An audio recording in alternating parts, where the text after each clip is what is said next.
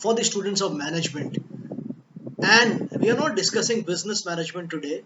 We are not discussing the corporate financing, but we are discussing three, three, three ordinances which are in relation to the agriculture in India.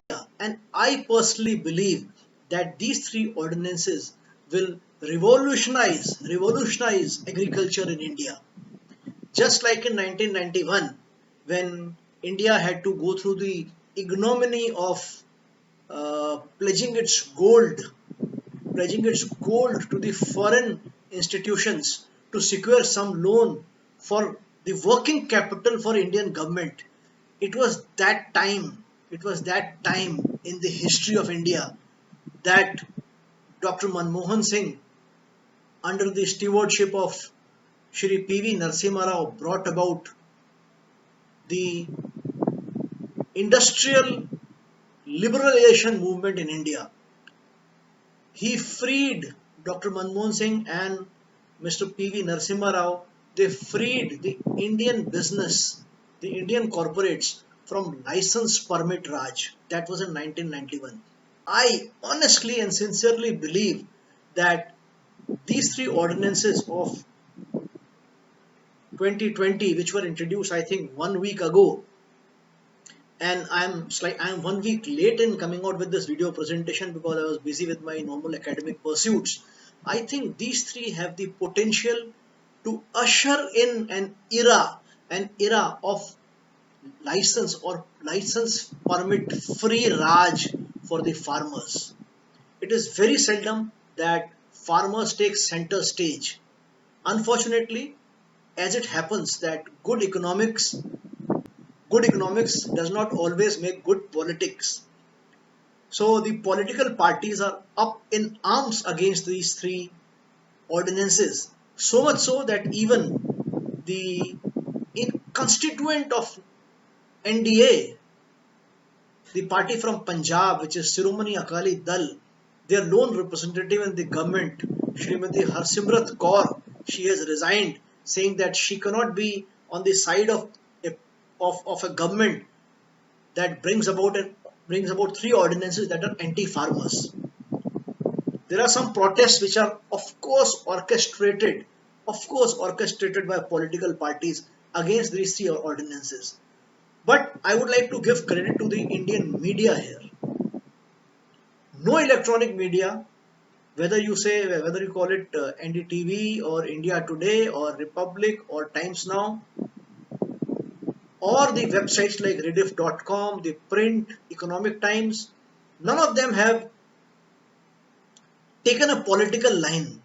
This is very heartening, and I want to congratulate the Indian media for taking of dealing with a subject which is an economic subject without the politics in it. I was reading the manifesto of Congress Party in 2019, and it talks about exactly the same objectives that it wants to achieve of freeing Indian farming sector from the permit Raj.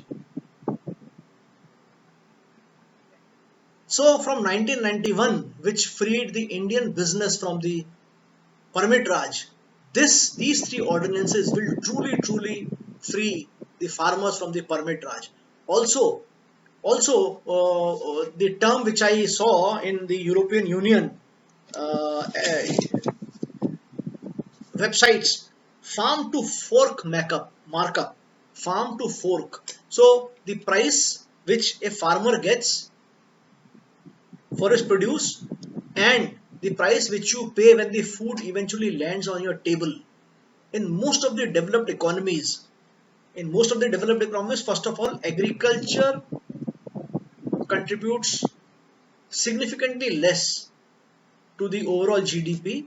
Number two, people who are employed in agriculture are significantly less, not like India, where agriculture is contributing less than 25%, but more than 60% people are engaged in the pursuit of agriculture. So in India, the farm to fork markup is 65%. Some cases it is 80%. So what does it mean? That it means if you are paying 100 rupee for what you are eating, the farmer is getting a way, maybe 13 rupees or 14 rupees for it. As Rakesh Jhunjhunwala said yesterday, that a farmer gets 10 rupee and the arati or the middleman, he gets 60 rupee and the consumer pays 80 rupees. Rakesh Jhunjhunwala said this on NDTV yesterday, and he said he wants it to change. Farmer must get 20 rupee and the consumer must pay 30 rupee or 40 rupee. 40 rupee, he said. So we want that the middle chain, which eats up so much of the profit which should actually accrue to the farmer, it should dwindle down significantly, if not eliminated, because you can't eliminate cold chains, you can't eliminate traders overnight, and a lot of India's population is engaged in adat, in the business of adat trading. Okay, so I believe these three ordinances will revolutionize the agriculture sector. Let us now try to understand what are these three ordinances. Before I proceed, let me also explain that ordinances are something which are enforced by the government.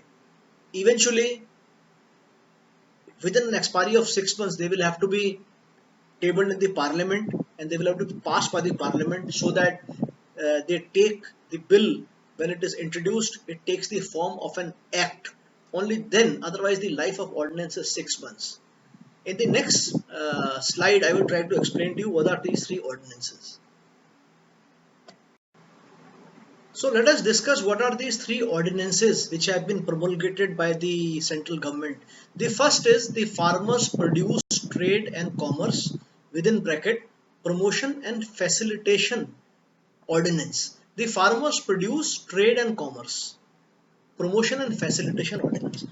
Before I dwell upon this, let me tell you that there is something called Mandi. You have heard about the Mandi, the Kisan Mandi. There are places, if you go, you will find in every district there is a mandi where kisans, the farmers, will go in their bail gadi or in their tractor to sell the produce in the mandi. Now mandi is run by mandi samitis. These are elected bodies. Mandi samitis are basically traders who dictate or govern the price. What is APMC? APMC is called Mandi. It means Agricultural Produce Market Committee. APMC. It is in common parlance we call it Mandi. So the Mandi there are traders. So in the current situation, what happens is, if I am a farmer, let us say in Muzaffarnagar, and I have been designated a particular Mandi, all I have to do is I will take my tractor or my bullock cart, and I can go and sell only in that mandi, only one mandi. Don't you think this is restrictive? Don't you think it is restrictive? So suppose I have gone there with my tractor full of full gobi or band gobi, cabbage or cauliflower, and if I reach there by the evening, there will be a cartel. There will be a cartel of traders who will dictate the price on me.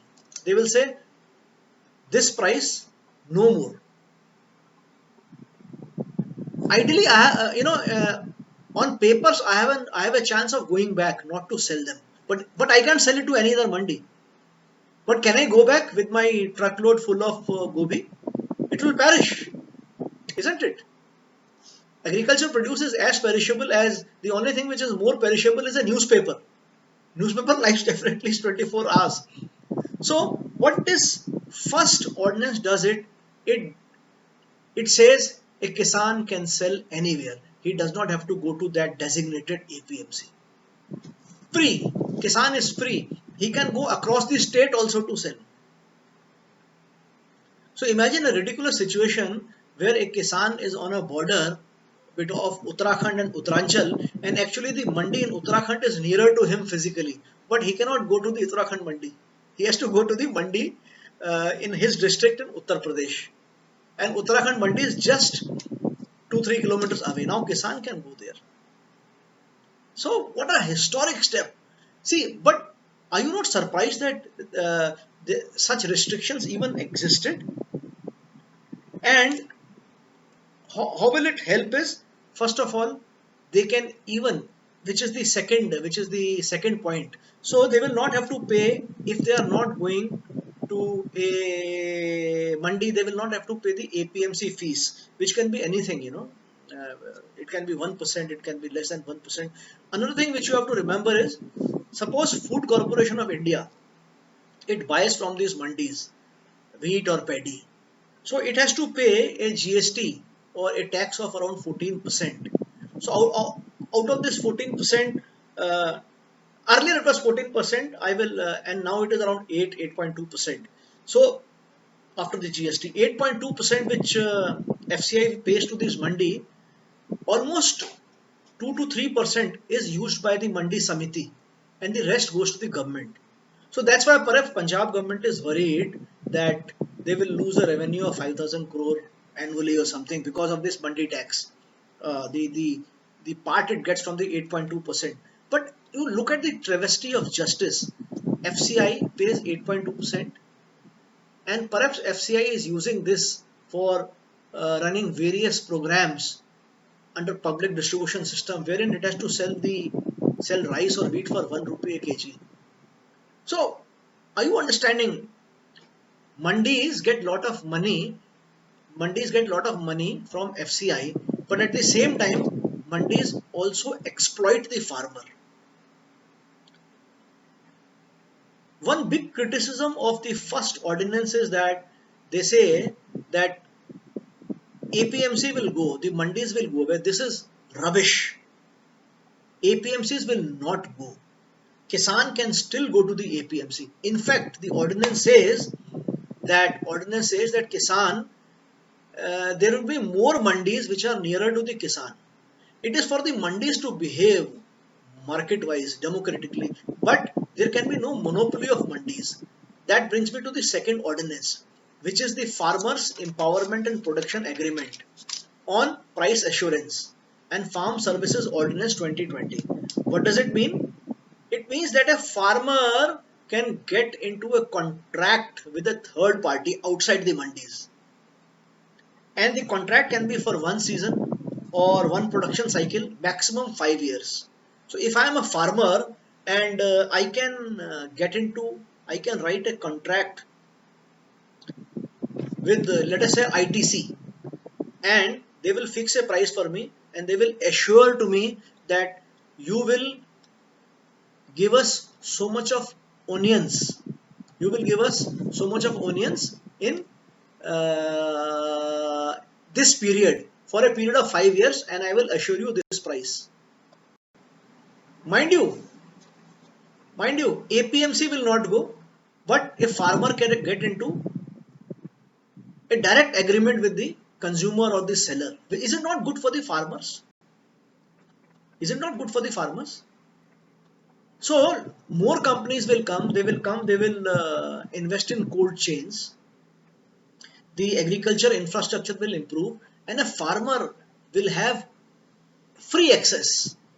So a farmer in Nasik who's producing pyaj or onion can tie up with Hindustan Unilever headquarters in Mumbai, or ITC headquarter in Kolkata. So one criticism is that they are trying to help big corporates. I think no no argument can be more stupid than this. In Delhi, when there was only DDA, and in UP when there was only Awas Vikas, and in Haryana when there was only the government agencies, what was the situation of the housing? It is only when the private sectors were allowed to come in. No doubt private sectors indulge in corruption, but that is something we have to fight out. We have to find ways and measures to counter that. But only when privatization came in, that people really got access to housing. The housing sector boomed, the real estate boomed.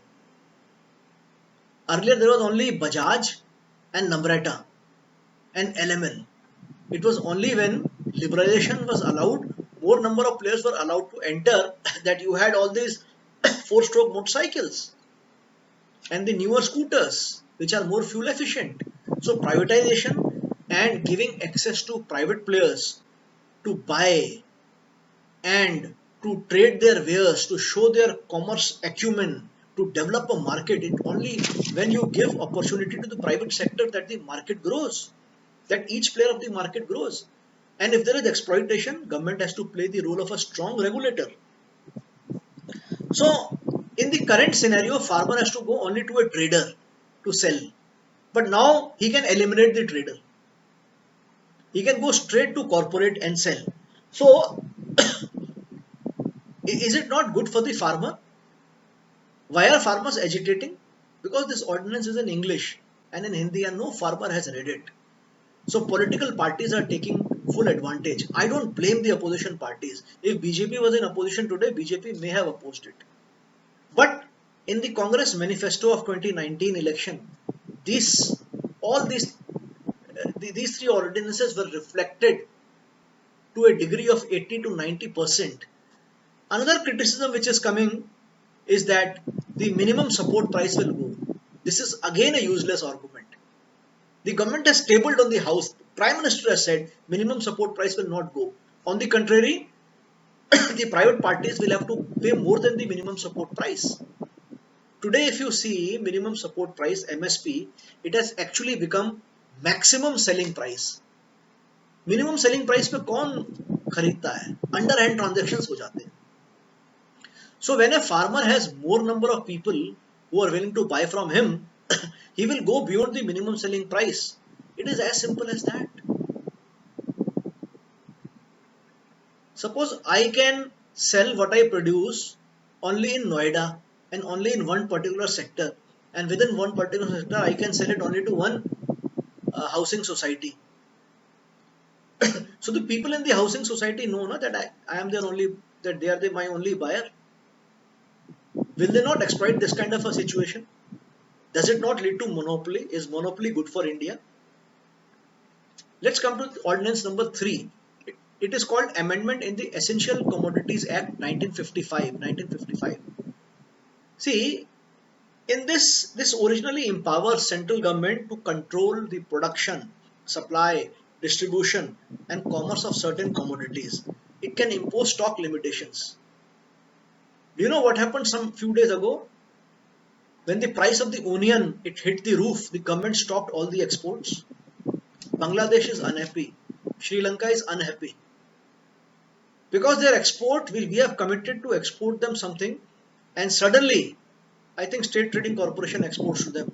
And suddenly we have said, no, we cannot export any longer. Why? Because the middle class is crying that the onion prices have gone up. So, the consuming class is a vote bank for the government. But is it good commerce? Are we following the protocols and the norms of WTO of which we are a signatory? Can you renege on an export order? So much of onion in transit is stranded because suddenly there is an order from the government under Essential Commodities Act that no longer the onion cannot be exported any longer. Not a very happy situation for India.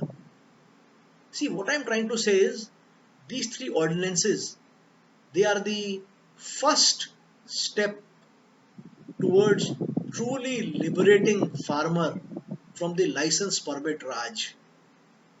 I thought as a teacher, it is my duty to educate my students on this, and maybe some of you will do more study. You will come out with your own research paper. You will look into the pros and cons. I encourage you to post comments. I encourage you to discuss this, and I encourage you to look at the plight of farmer in India. As business management students, we have our duty to the nation first. And Kisan or the farmer is a very important organ. Jai Jawan, Jai Kisan, it is said. A Kisan is also a warrior. Let's all pray that the farmers of this country are empowered, enriched, because farmers after all are the true and the real annadata. Jai Jawan, Jai Kisan, Jai Bharat. Thank you.